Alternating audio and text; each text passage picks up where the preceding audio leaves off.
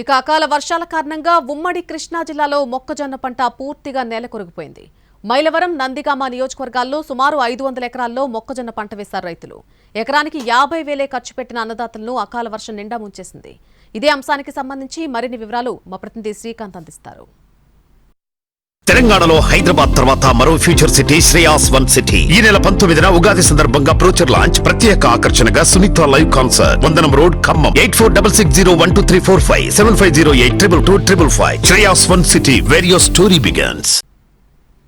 నిన్న కురిసినటువంటి అకాల వర్షం, అదేవిధంగా ఈదురుగాలుల తాకిడి రైతుల మీద అయితే పెను ప్రభావం చూపించింది. ప్రస్తుతం మనం మైలవరం నియోజకవర్గంలో ఉన్నాం. చూడొచ్చు, మొక్కజొన్న పంట కనుచూపు మేర మొత్తం కూడా ఈదురుగాలుల తాకిడికి నేల కొరిగిన పరిస్థితి. ఇది ఒకసారి మనం కొంకెలను కూడా చూడొచ్చు, పూర్తిగా ఈదురుగాలుల తాకిడికి కానీ వర్షం తాకిడికి కానీ పనికి రాకుండా పోయిన పరిస్థితి. ఈ పంట 70 రోజులైంది. మొత్తం పంట చేతికి రావాలంటే 110 రోజుల పాటు పంట అనేది ఉండాల్సిన పరిస్థితి. ఈ నేపథ్యంలోనే ఈ కొంకెలను కూడా ఒకసారి మనం పరిశీలిస్తే ఇవన్నీ కూడా ఇంకా 70 రోజులే కాబట్టి దీనికి సంబంధించిన ప్రాథమిక దశలోనే ఇది ఉందని కూడా రైతులు చెప్తా ఉన్నారు. ఇది మొత్తం చేతికి రావడానికి ఇంకొక 40 రోజులు సమయం తర్వాత మాత్రమే ఇది పూర్తి స్థాయిలో పంట చేతికి వస్తుంది. కానీ ఇప్పుడు మధ్యలోనే పూర్తిగా పంట అంతా కూడా నేల కొరిగిన నేపథ్యంలో ఒక్కొక్క ఎకరానికి పంట రైతు పూర్తిగా నష్టాలని చవి చూడాల్సిన పరిస్థితి. ఒకవైపున వర్షం కారణంగా ఈ కొంకులు కూడా పనికిరాని పరిస్థితి, నష్టాన్ని పూర్తి స్థాయిలో భరించాలన్న పరిస్థితి వస్తుందని రైతులు చెప్తున్నారు. కొంతమంది రైతులు ఉన్నారు.